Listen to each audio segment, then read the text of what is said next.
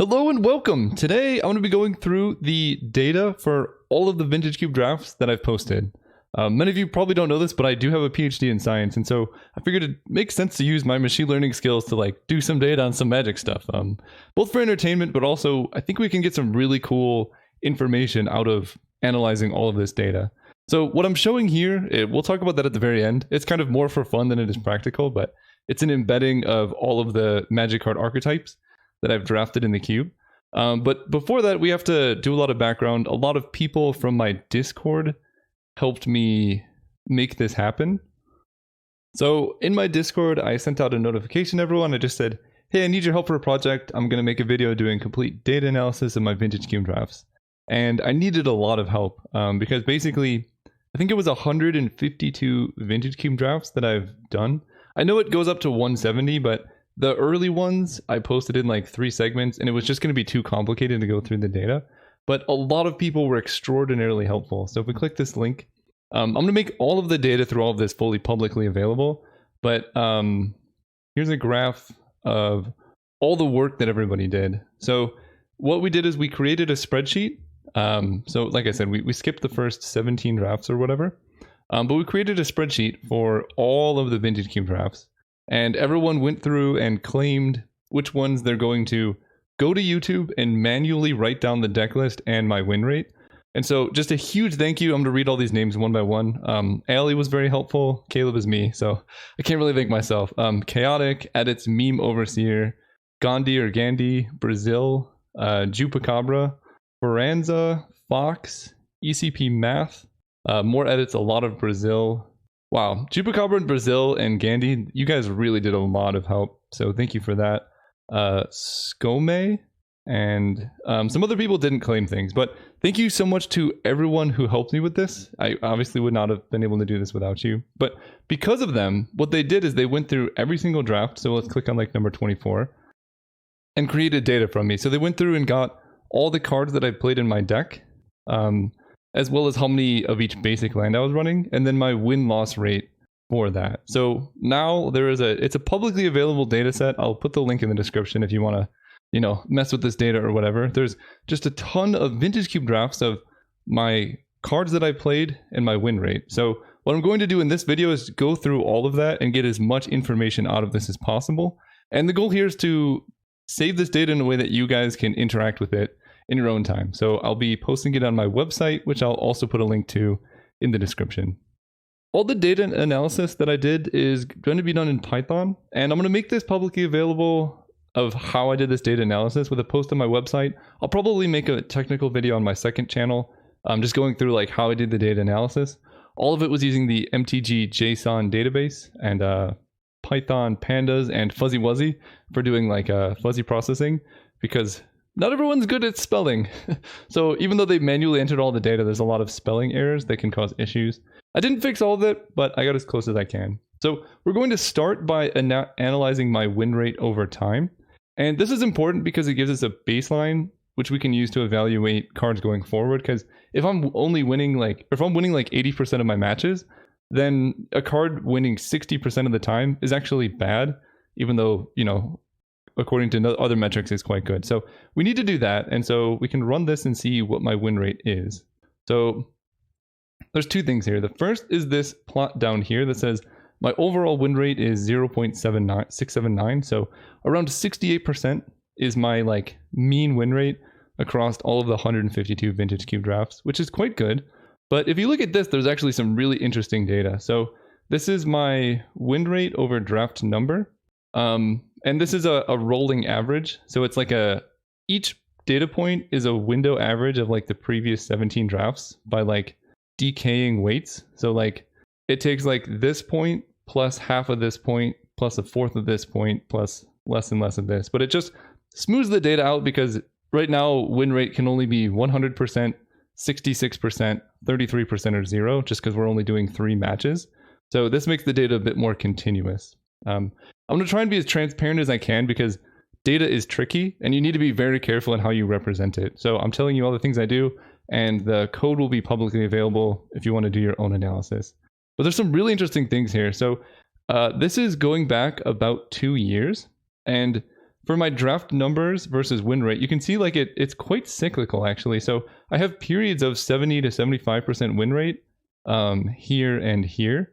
And then actually between drafts like 60 and 80 and 140 and 160, my win rate gets up to like 80 to 85% for a short period of time. And I looked at these draft numbers, and this corresponds, so these two smaller peaks correspond to like the December vintage cube time, and these two bigger peaks correspond to the beginning of July. Like vintage cube goes up twice a year.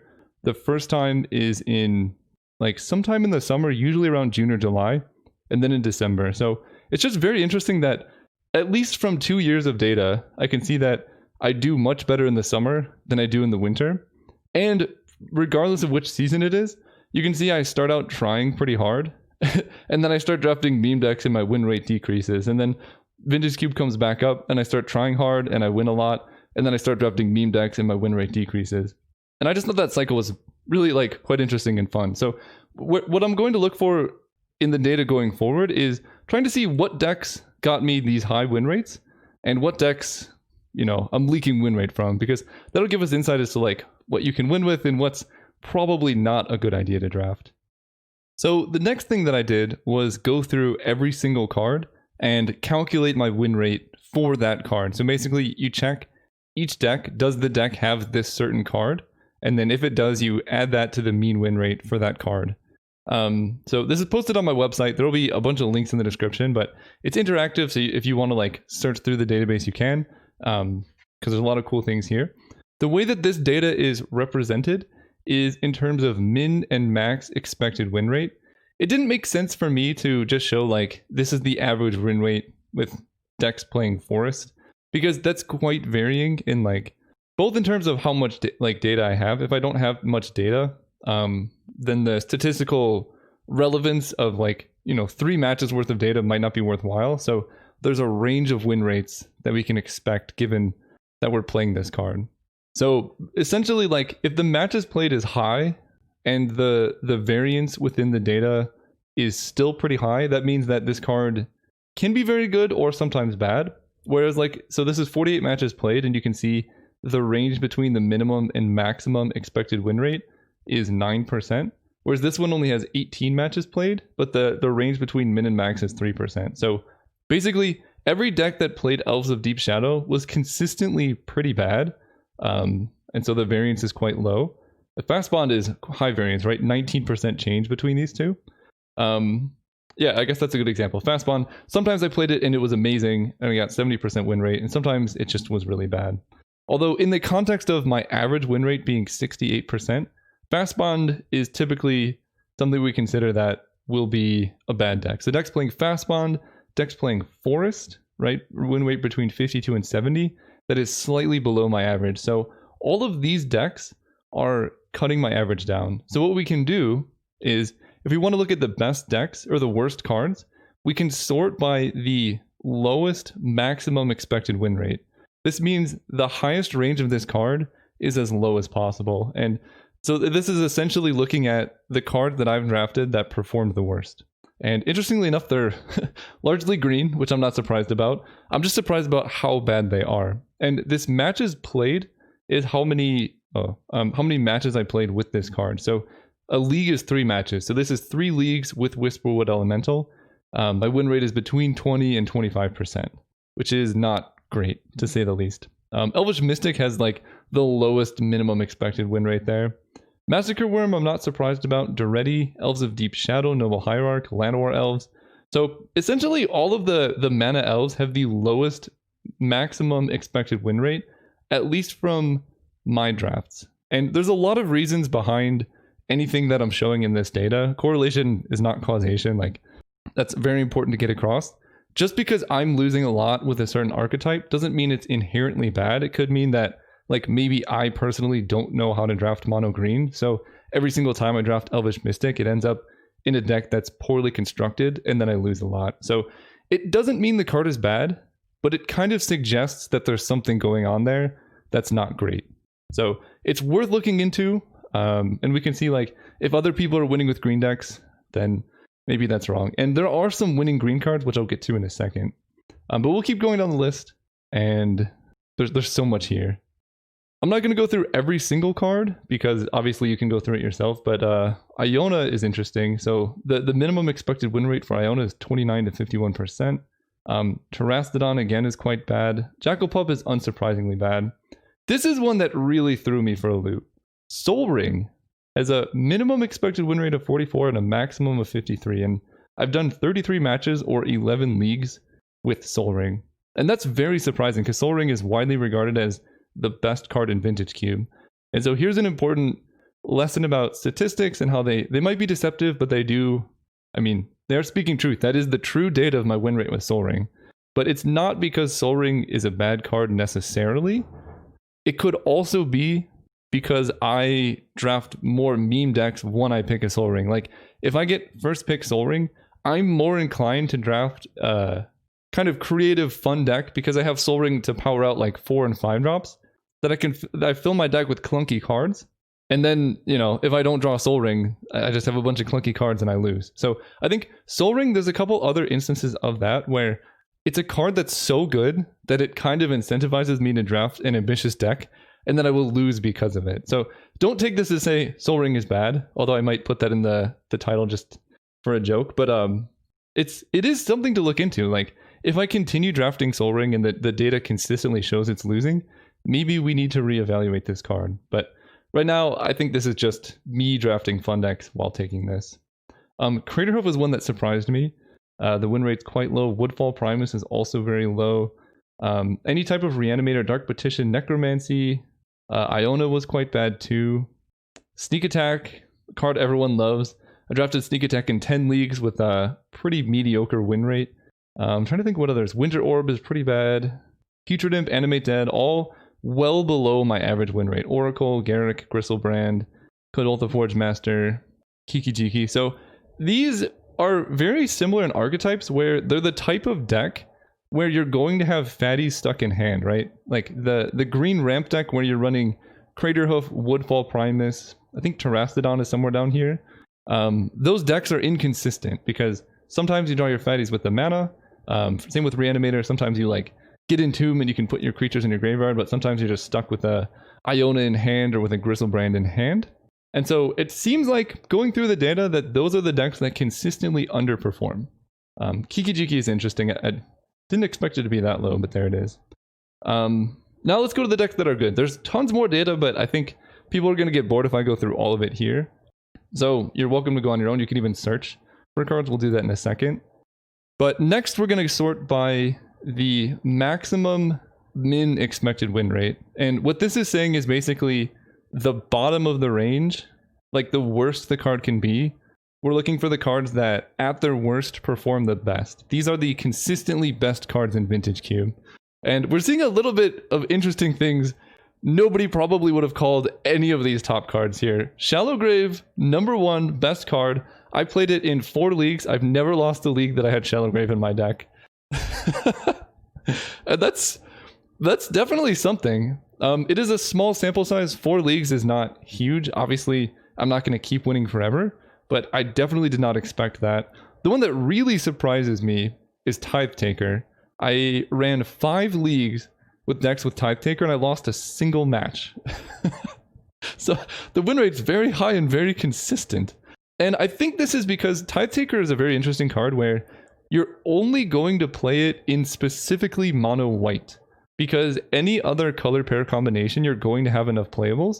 Tithe Taker, I think in general, is a pretty mediocre one of the 2-drops, but decks that need this extra filler, like as a last card or something, probably have a bunch of other good white cards that mean you're not playing 2 colors. So I think Tithe Taker is similar to Dauntless Bodyguard, and that they're both kind of representative of just drafts that are mono white. And we'll get to the mono white win rate in a second. It's extraordinarily high. Celestial Colonnade is one that surprised me. Just an extremely high win rate. Turns out like blue white, very good card pairing. Rekindling Phoenix was kind of surprised by this. A bit of a small sample size, only 9 matches played, but very good card. They cut it from the cube. Same with Den Protector. I think this one, I mostly only played Den Protector in decks that had Time Walk in them. So this is kind of a weird bias where like, this is only decks that had Den Protector in it, and I'm only going to put Den Protector in my deck if I have Time Walk. So, but it, like, I'm going to play a lot of, I don't know, it's hard to explain, but like Den Protector did well. So there's something going on there, while green did bad. So maybe blue-green Time Walk is a good archetype, and the rest are not. Tezzeret, Agent of Bolas, I'm not surprised by. They cut this card from Vintage Cube a long time ago, but I mean, you could see I played 3 leagues, I lost 1 game with him. I think this card was one of the best cards in the cube when he was in there. They cut it for some reason, and I'm not sure why. Mox Pearl is next with a very high win rate, similar to Mono White. It's so good, man. And I think Mox Pearl, so I can actually sort by Mox next, because there's a lot of Mox in here. Mox Pearl is the highest by far in terms of win rate. Like, it's crazy that Mox Pearl has an 85% win rate through 11 leagues, while Mox Emerald only has a 55% minimum expected win rate through 45 leagues. So there's a couple reasons for this, right? Because at the core, they're very similar, but Mox Pearl in particular incentivizes me to go mono white, right? I do it a lot of drafting where I take Mox Pearl and I'm like, Mox Pearl is good in mono white. I end up drafting mono white. Then I have a mono white deck with Mox Pearl in it, and I just smash face, because I think the data will continue to show that mono white is by far the best deck, and they only made it better. So that's interesting. But going through the Moxin, the thing that weirded me out is Chrome Mox. It has so much statistical significance, but my win rate with Chrome Mox is so high, between 77 and 87%. That's higher than any of the other actual Moxes. Like, I can't quite explain that. It could be that basically if I take a Mox Jet, Mox Diamond, Mox Ruby, I'm going to play it in my deck. Like, you just splash an off-color Mox in basically any deck. Whereas Chrome Mox, I'm only really going to play in 2 archetypes, and that is Storm and Aggro. Like, you don't just put Chrome Mox in any deck. So it could be that just Chrome Mox, because it only fits into a subset of archetypes, is going to have a higher win rate if those are good archetypes. And we'll go through the data and see that Storm and Aggro are the best archetypes. And so that's kind of why I think this win rate is high. Not as high as Mox Pearl, but that's, again, it just gives me a nudge to go mono white. Let's go back to the sorting by min expected win rate. Savannah is the winningest non-basic land. Never would have expected that. I think that's just because, actually, I cannot explain that one. If anyone knows why this is so high compared to like Underground Sea, Volcanic Island, maybe explain. Maybe White's just OP, like Elspeth Knight Errant is also quite winning. Kithian's very good. Sheldock Isle is also a card that has an exceedingly high win rate, 83 to 89%.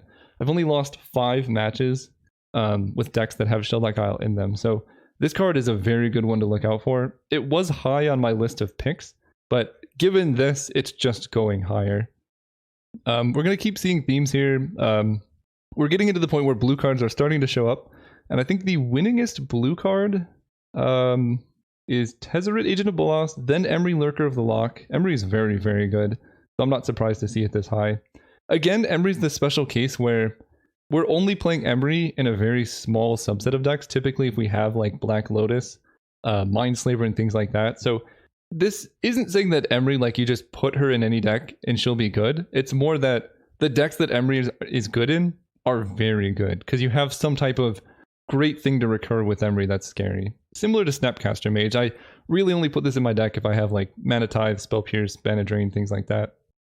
Not the case with Brazen Borrower. I put this in any blue deck. It wins a lot. That card's very good.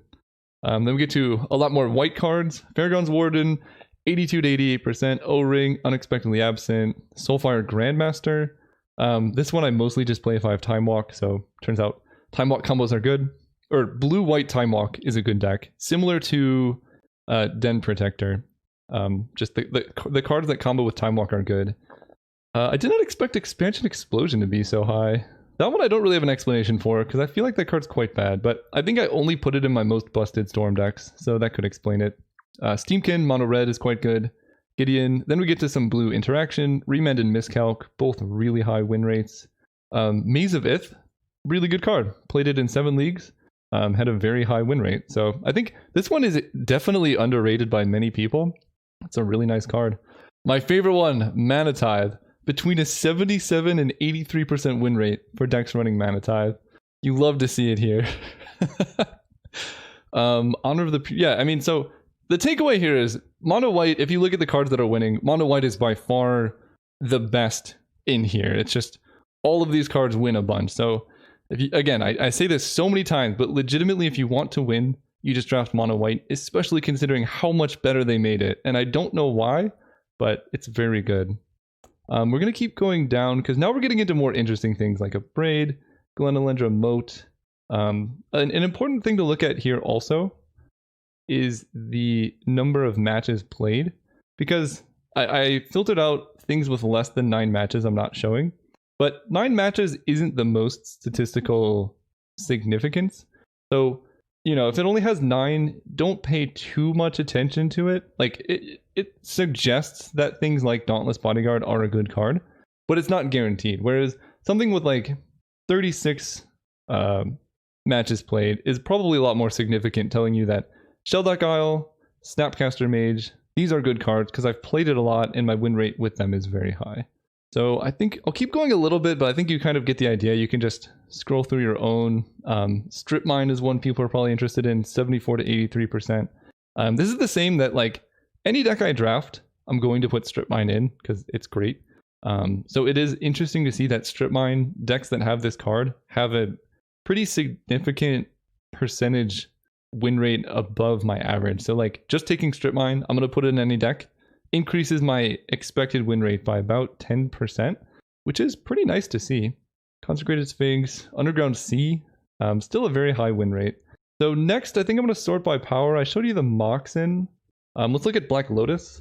Black Lotus is kind of similar to Sol Ring, where the minimum expected win rate is quite bad, because any deck I take Black Lotus, I'm going to play it in. And the max win rate is actually quite low as well. So I think this is similar where when I take Black Lotus, I'm kind of incentivized to draft a meme deck. And the meme decks have a bit lower of a win rate than, you know, you'd expect from an average deck. But the variance is high, but it's still a very good card. I think if I just draft to win, you know, you just take Black Lotus, put it in mono white, good to go. What else do we have? Storm is probably something everyone's interested in. So let's go to Brain Freeze.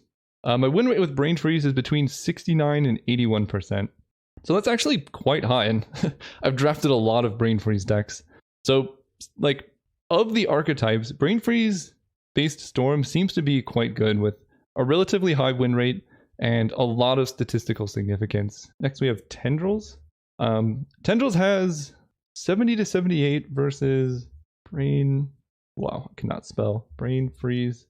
69 to 81. So Brain Freeze is more varied in its win rate, whereas Tendrils is a bit more consistent. But I've also played Tendrils in fewer decks, because I think I just put Brain Freeze in a lot of things that aren't necessarily Storm. Whereas Tendrils I'll only play if I have like Yogg-Will, Dark Ritual, and things like that. I think Empty the Warrens is not on here, because I only drafted it like once. I did Trophy with it, but I only drafted it once. What else do we have? Dark Ritual.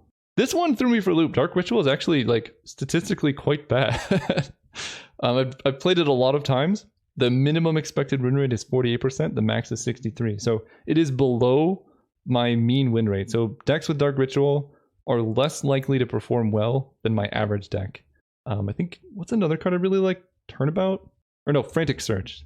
So Frantic Search is very similar to Brain Freeze. It's quite varied, but the mean kind of aligns with what I draft. And it kind of makes sense. I've drafted Frantic Search 87 times. So basically my mean winning deck is around like Frantic Search. Decks that have Frantic Search in it have similar win rates to the types of decks that I like to draft.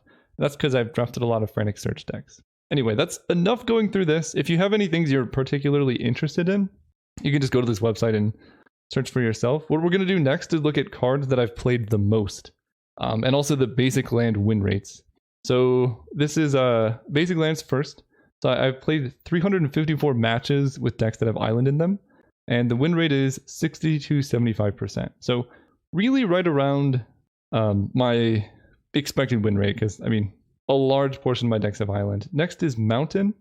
Decks with mountain perform slightly worse than decks with island. Plains is next, and plains decks with plains in them perform, I think, the best out of any basic land.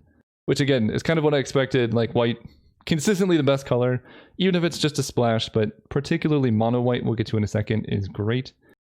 Forest is the worst performing basic land type by quite a significant margin. And then we have swamp. And the interesting thing to me is I put forests and swamps in my deck at the same rate. It's exactly the same. And it is about 1/2 of the rate of decks playing islands, mountains. The most picked card out of anything for me is Time Spiral. I've drafted Time Spiral in 102 matches, and my win rate is between 62 and 77%. So of decks playing Time Spiral, it is, I think, 2% better than Island. So Time Spiral, putting Time Spiral in a blue deck gives you a slight percentage boost over just a default blue deck, which is pretty interesting because I thought this card was kind of a meme, but it, like, statistically, it's quite good in my deck. Lotus Broom is very varied. I play this in, I guess I take it the second highest. I played in a lot of decks. The win rate can be bad, but it can be quite good. Frantic Search is one I just talked about. I guess that I'm not surprised that these are my 3 most played cards because I do play them a lot alongside Factor Fiction. Factor Fiction seems to be the one that underperforms the most. And then we have Memory Jar, Brain Freeze. So the data's in. I do draft Storm a lot in all different types, but my win rate with Storm is still quite decent. The Storm decks are not the decks that I'm losing with because, like, Frantic Search is pretty decent win rate. Factor Fiction is a little bit more varied. Memory Jar, very high win rate. Brain Freeze is quite high. Lion's Eye Diamond and High Tide, both well above my expected win rate range. So basically, if I'm playing Storm, I can expect to win more often than just my average draft, which is pretty interesting. So we need to go through the data and figure out what decks are losing. We know it's mono green because that was quite low, but that it can't just be mono green, right? So if you want to go through and sort like which decks I play the most, you can scroll through this and see. Oh, Thalia is one people are probably interested in. 71 to 84%, very high win rate. Not surprised by that. So yeah, that's that data. Next, we're going to get into card pairings, and I'll explain that when we get there. So up next, I did an analysis of all 2 card pairings, both winning and losing. So we're going to start with actually, let's start with the losing. That's more interesting. So yeah, the title here is Don't Play These Cards Together in Vintage Cube. Again, all of this data you can just explore on your own. It's searchable, and I'll keep updating it and adding search features. Like, I think I want to add like card types. You can search for like artifacts and things like that. So I'm just trying to make like a publicly available resource if you're interested in just exploring data. But what I'm doing with this 2-card combo is I looked at the win rate of each card on its own. And then I looked at the win rate of decks that had specific 2-card pairings. So of decks that had Coalition and Forest, what is the expected win rate of decks that have both of these compared to the expected win rate of Coalition Relic and Forest on their own? And I showed before in the single card pairings that I gave a range where there's like the minimum and maximum expected win rates. So here I'm showing cards that have a mean expected win rate outside of the expected range of each individual card. So there's a statistically significant change in how often you're winning here compared to just playing either card on their own. I think this says matches played. I think I need to change that to leagues. So this is 3 leagues of data because I limited it to just 3. So I'll update that when you get on the website, but just know the previous one was matches. This one is leagues. So just multiply this by 3 if you want to make them equivalent. So these are card pairings that are losing a lot. So we're going to sort by which ones get the worst based on card pairing. Now, it is important to note that the statistical significance that I can get with card pairings is significantly lower than just playing individual cards, because the amount of times I played Plains is much, much higher than the amount of times I had a deck that had both Plains and Penthead Prism in it. So some of these correlations might be spurious, so take them with a grain of salt. Some of them are really funny, and some of them are kind of telling. Like Entomb plus Iona Shield of Emeria, negative 40%. So basically, playing Iona in your deck alongside Entomb has an overall win rate of 22%, which is 40% lower than playing either one on their own. I think that's mostly spurious because it's only over 3 leagues. I just probably got very unlucky, but it could also suggest that this type of Reanimator deck is much worse. Actually, I think that is what it suggests, because Shallow Grave had a very high win rate. So I would expect Entomb Shallow Grave, we'll get to that in a second, to be good. So maybe Entomb Iona is just worse as an archetype than like Entomb Shallow Grave. I would definitely see that as being possible. Yeah, so some of these are fun, like Plains Pentad Prism, Mystical Tutor Dark Ritual. I did not expect Swamp Ponder. That one's quite weird. I don't quite know what's going on there. Raphelos and Emrakul, also a non-bow, and Emrakul Tooth and Nail. And I think this is because I put Emrakul in my Storm decks a lot, where it highly overperforms in those because you can like Mind's Desire into it or just cast it. So Emrakul is good in Storm, and then Raphelos is good in kind of a mono green mid-range type deck. I think this is just showing that like the ramp decks, mono green ramp decks are just not great, at least the way that I've drafted them. But it's only 3 leagues of data, so it's hard to know too much about that.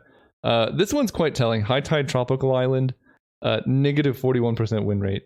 Basically, it seems like if I'm playing High Tide, I should stay out of green, because I think I typically play fast bond in those decks too and get a little bit deep. I should just stick to mono blue or blue red High Tide.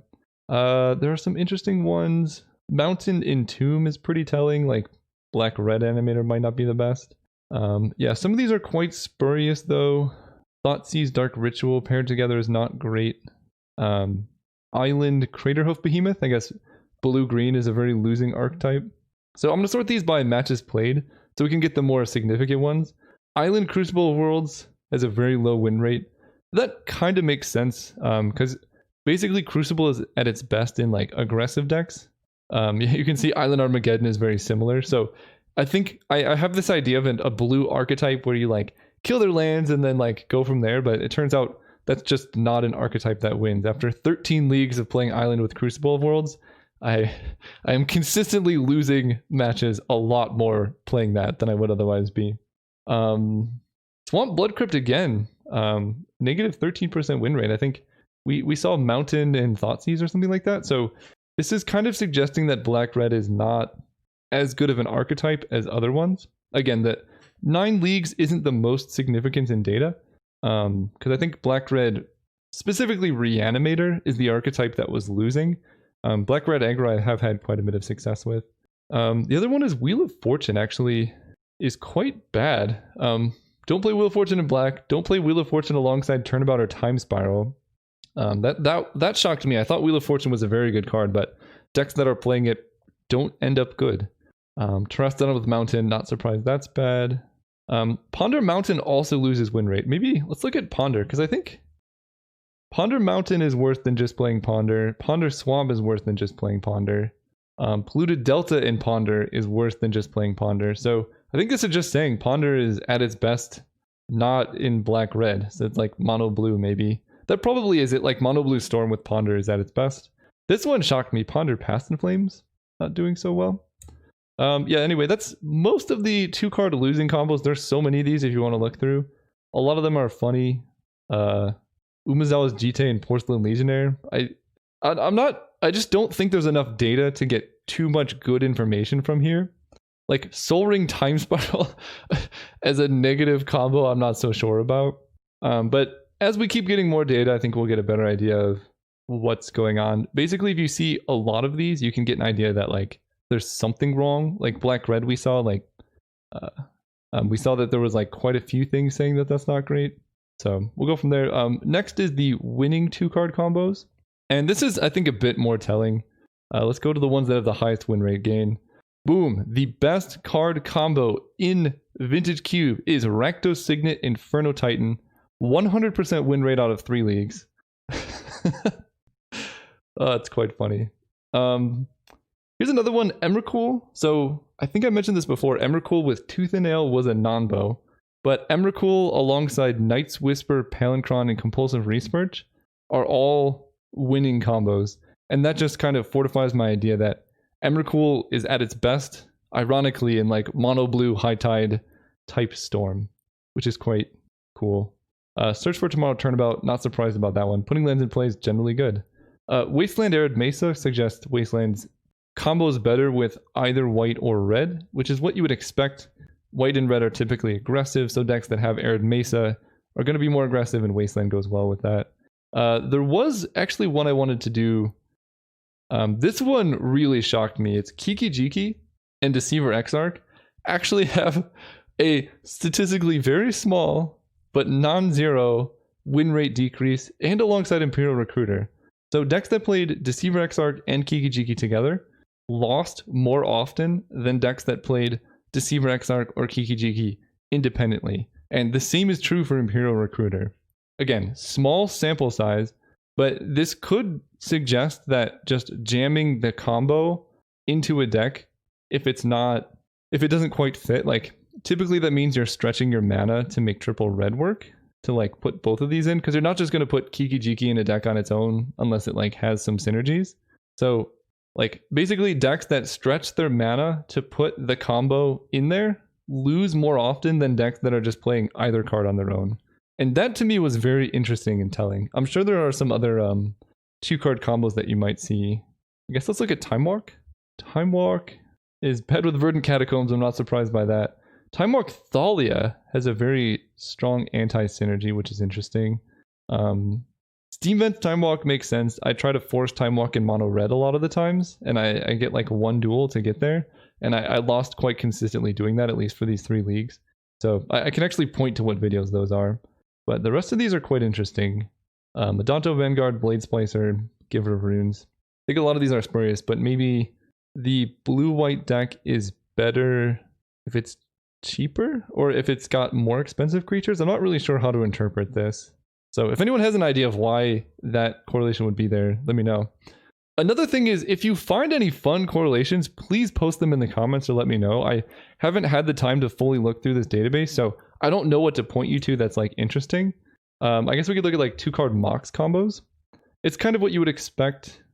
Playing Forest alongside Mox Emerald leads to a 39% win rate decrease over playing either on their own. I want to look at the winning ones again. Cards that are good with Mox. Island with Mox Jet, very high win rate. Time Spiral alongside Mox kind of makes sense. Tolarian Academy with Chrome Mox and Mox Diamond has a very good statistical correlation. That makes sense. You play Lox alongside Tolarian Academy, it just goes crazy. Chrome Mox is just good with everything. But so this is an example of like, there are so many combos with Chrome Mox. So now we can go through and see what types of decks Chrome Mox is winning with. Because I think Chrome Mox was the 2nd highest win rate aside from Mox Pearl. And that would be Preordain, Snapcaster Mage, Plains, Coercive Portal, Strip Mine, Mana Crypt, Mystical Tutor, Rishadan Port, Mana Tithe, Gideon, Lodestone Golem, Mother of Runes, Thalia, Lion's Eye Diamond. So this makes sense. Chrome Mox is good in, I think, what I've identified as the 2 best archetypes. That is Aggressive White and then Storm. Because it has like Lion's Eye Diamond, Demonic Tutor, Tendrils of Agony. All of these win rates are still very high. Dark Confidant Mox Diamond, as I expected, is quite good. Here are other Mox Diamond combos, and I would expect Mox Diamond to be very similar to Chrome Mox. It's good with Spell Pierce, Swords, Rishadan Port, Trinket Mage, Mana Tithe, Gideon. A lot of aggressive decks. I'm actually not seeing Mox Diamond being particularly good in Storm, so that's quite interesting. I guess maybe I'm not playing enough lands in my Storm decks for Mox Diamond to have an impact. That's actually really interesting. Brain Freeze gets a lot better with Mox Sapphire. I'm not surprised by that. Anyway, that's enough of that. You can go through the data. There's more to come, so we're going to keep going. Next up, we have the Vintage Cube win rate by color pairing. So the way I did this one is a little bit counterintuitive, because most people would expect me to count color pairing by like what colors of cards you played in your deck. But I thought it was actually maybe more beneficial to count color pairings by what basic lands you played in your deck. First of all, there's a lot of weird ones like Dismember that'll say you're playing mono black. But a lot of the times you can be playing like 2 colors with a very light splash off of like a couple signets, or like you have Coalition Relic and things like that that let you like splash 1 off color card. And I feel like at that point, you're basically just playing the main color with a splash. That's very different than a deck that has both like swamps and forests in it, as opposed to like, we're mono green, but I have like a Verdant Catacombs, an Elves of Deep Shadow, a Coalition Relic, and like a 7 mana Garruk, right? I think essentially that's a mono green deck. So the way I'm doing this is by just looking at decks that had a basic land of each type. That will skew the results for 5 color decks quite a bit, because a lot of the times when I draft something that I'll say quote unquote 5 color, it's more like a base of 2 and then splashing 3 colors. And I know that sounds ridiculous, but you can go through and look at the decks that I draft that, I say are 5 color. I think I just did one recently. We'll go to that actually. So here's a deck that is, quote unquote 5 colors, but I'm not actually playing any basic forest in my deck. And that kind of makes sense because I have literally 1 green card and I'm splashing it off of a bunch of random duels. So at its core, this deck is 1, 2, 3, 4 colors. This one is as close to like a solidly 4 color deck as you can get. And that's, you would expect that to be represented in the basic land distribution. So I think this is a good example of a 4 color deck that has green cards in it, but it makes more sense to count this as a 4 color deck than a 5 color deck, just because like this card is essentially free with the duels. So that's how I'm doing it. Anyway, let's start with blue. So blue color pairings. Mono blue decks with islands in them are winning well above the...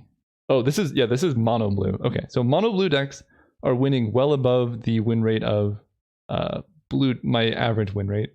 Green blue is much worse. Blue black is quite good. Blue white is actually worse than blue black, which is interesting. Blue red is about as good as mono blue. It's less variant, but it's still quite good. And then that's all the color pairings. And then the 3 color pairings, green, blue, black is quite bad.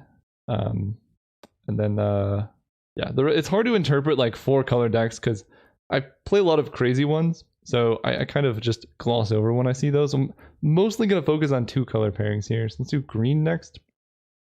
This one's interesting. Mono green has a 100% win rate. That's with 2 leagues.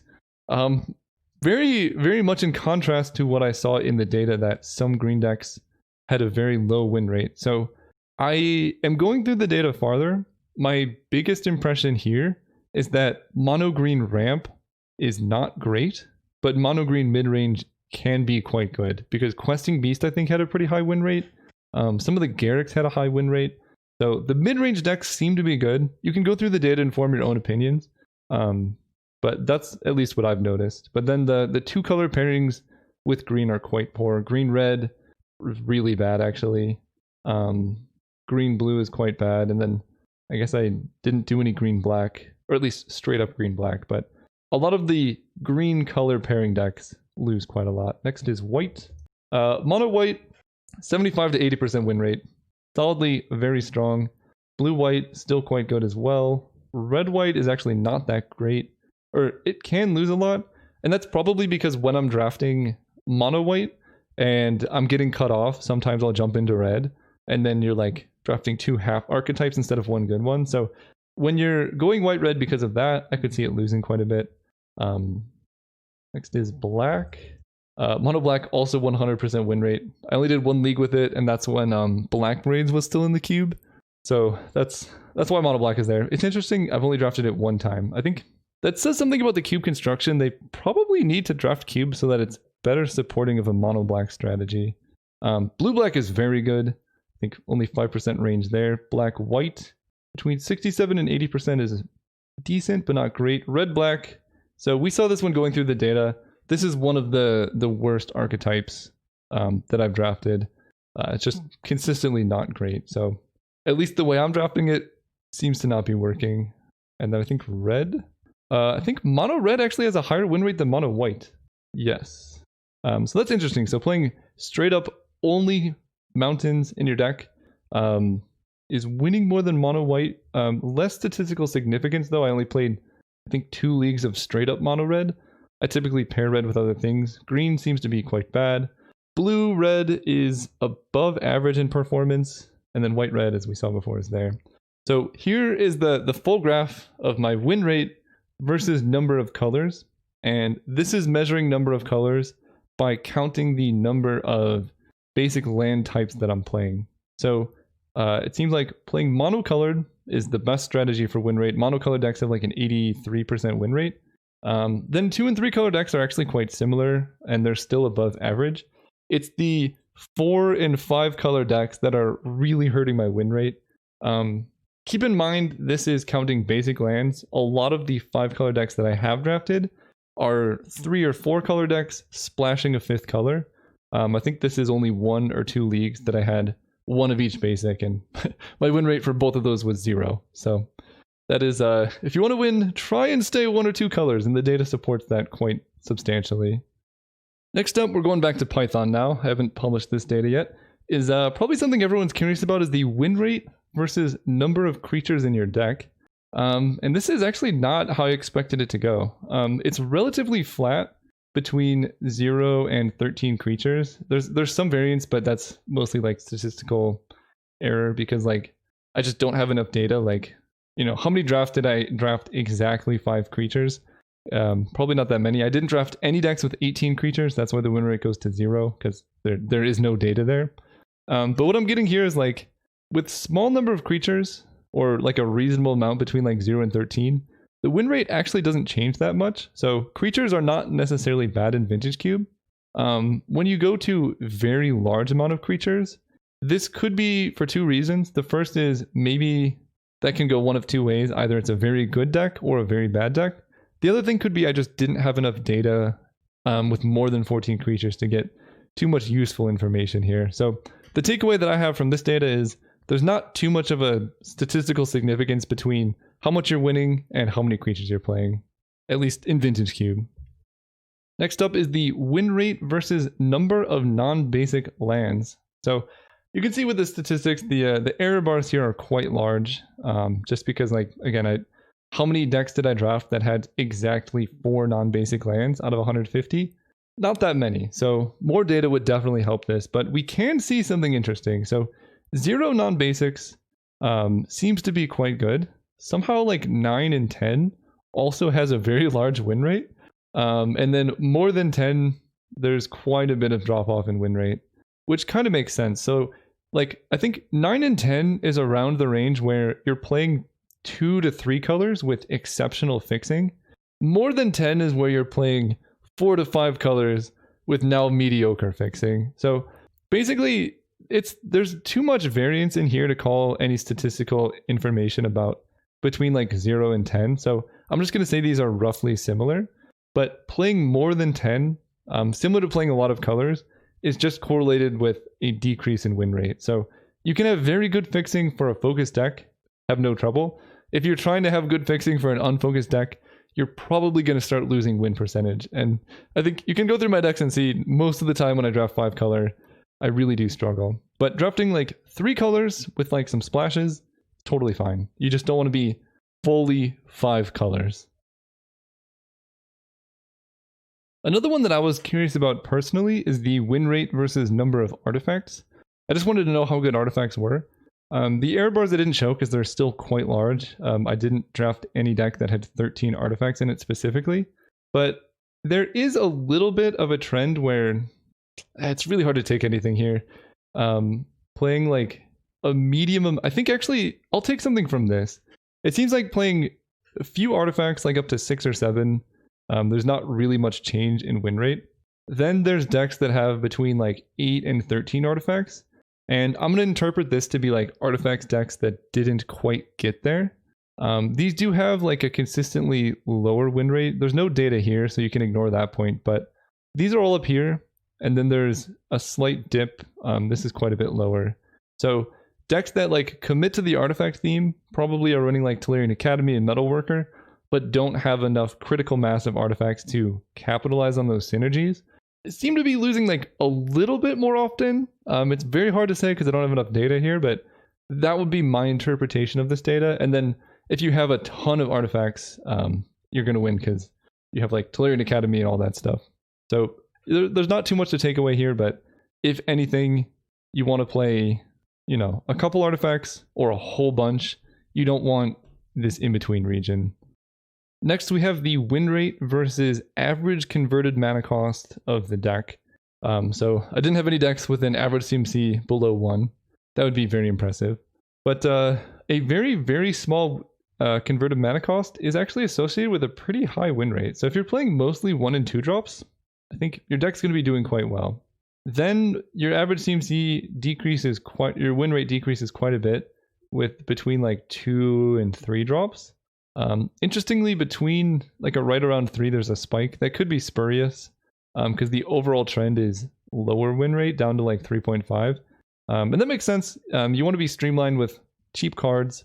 Aggro decks fall into this category. And then the clunkier your deck gets, the more it's going to lose, with around 3.5 being the worst for win rate.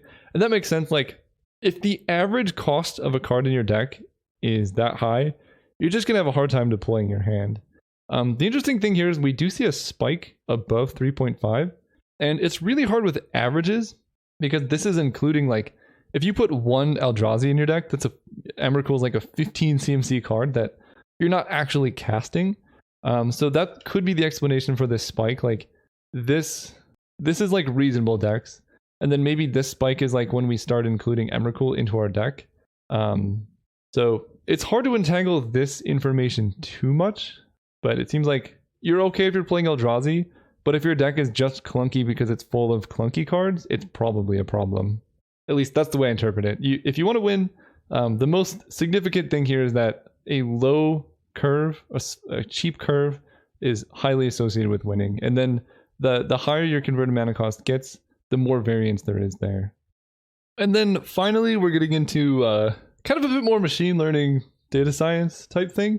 This will be more fully explained once I actually finish this project on my second channel, because it's way too complicated to talk about too much here. But essentially what we're doing is we're considering a graph of all of the drafted cards and their connections with each other. So like, I haven't started the iteration yet, but let's think of like Tendrils of Agony. So Tendrils of Agony is a magic card that I play with certain other cards at a given rate. Right now, Tendrils is most closely related to Baral, but you can determine the links by different ways. I did it by how many times I drafted them together, but that might not be necessarily good. You could also use like win rate, because you could draft cards together and just lose a bunch. So there's not really synergy there if you just keep losing with the cards.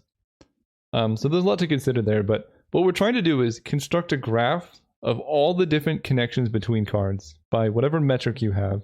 So like Tendrils, we play it with like Frantic Search, we play it with other Storm cards, and those are linked together.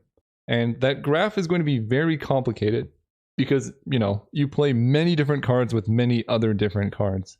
So in order to represent that graph, you need a very high dimensional embedding so that, you know, all your curves aren't overlapping and things. So I did a bunch of things to transform a graph of data into points in, I think you can see the dimension is 128 dimensional space. That way you can preserve the relationship between nodes in the graph. Like Tendrils should be close to other Storm cards. I'm not quite there yet, but I figured it's worth showing as a teaser of what I'm hoping to work towards. And then the idea is you take the 128 dimensional data set and project it down into a 3-dimensional space so that you can explore the data on your own. There's no way to do this perfectly, but it's an optimization process where, you know, you make trade-offs where maybe Tendrils isn't so closely related to Spell Pierce, so that card can get far away, but like Island is pretty important, so we're going to keep Island pretty close. So that's what this is. There's a whole lot of things to read about. Right now I'm using the TensorFlow embedding projector. You can upload your own data. There'll be links to this in the description. And the algorithm is called T-distributed stochastic neighbor embedding. This is an algorithm for taking data points of a very high dimension and trying to condense them down into a low dimension so we can look at them in a way that preserves as much of the original data relationships as possible. So when I start running this, you can see some really cool things happen. It's kind of spreading the data out and sorting it. And it takes quite a bit to get the full result. I guess I want to unspherize the data. We'll see. But yeah, you let this run for a bit and it'll slowly give you a graph of information. I think the problem that I'm experiencing here is I just don't have enough data to draw meaningful conclusions about the results, because I pretty much have drafted every single card with every single other card at this point. And right now all those niche archetypes are being weighted equally to the ones I've drafted many times because of the way I'm doing it. So I think I need more data to kind of filter that out. and get more meaningful information. But you can see here we have like Blightsteel Colossus and Tinker are close alongside Consecrated Sphinx and Quidel the Forge Master, and some Moxen. Trinket Mage by Mox makes sense. So the archetypes are there. I'll put all this data in the description if you want to kind of explore. There's a lot of different, like, you could change the perplexity, which will make them cluster more closer together. If you want like more densely knit archetypes. So here, yeah, you get more clustering, things like that. So you can really explore the data. It's kind of a cool visual graph. The end result, what I'm trying to do is get like a 2-dimensional map of all the Vintage Cube archetypes together, so that we can like just look at it and be like, oh, that's Vintage Cube. There's this thing over here that's just hanging out. What is this? Golos 3-minute Spectre? Yeah, it's not perfect because, again, I just don't have enough data on all of the relationships between cards. But we saw the Blightsteel Tinker were close to each other. God, this is... the perplexity, if you're trying to run this, should be around 20-ish from experience. That's what I've seen works. That just tells you how clustered the data is, and if you cluster it too much, you can't see anything. So if I pause it here, maybe we can look at like Arcane Artisan, Dig Through Time, Muldrifter are quite correlated alongside Deceiver Exarch. So we have some like blue cards in this region. You'll probably find, yeah, Manamorphose, Wheel of Fortune. We'd expect to see together. Birds of Paradise, Green Sun, Zenith together. Thran Dynamo is kind of next to Burning, but it's still a work in progress. Like, I think the biggest problem is just how interconnected all of the data is, because like I've played so many cards and so many archetypes that it's very hard to sort all that out, which is why the data is so spread out. But if we can get like thousands upon thousands of drafts, we can get a really cool visualization of all the archetypes, really in any format. It doesn't have to be Vintage Cube, it could be constructed format. So maybe we'll try that with Penny Dreadful. That'd be interesting. Anyway, that's going to do it for the video. Thank you guys so much for watching. And if you want to explore all this data for yourself, I'm going to be posting a lot of things on my website, calebgannon.com. It'll be in the blog if you want to see. I also have other things in the blog for not specifically magic related. So I have one post right now about generative asemic writing. And the whole point of this website is I want it to be fully interactive for everyone. So this is trying to approximate like a handwritten script, and you can like change the parameters. There's all the math for how I do it and all the code, and the end result I think is quite good. So if you're interested in following that, check out my website. I'm going to start posting art for sale on there very soon too. So depending on when you're watching this video, maybe give that a look in the shop. Yeah, until next time, see you guys then.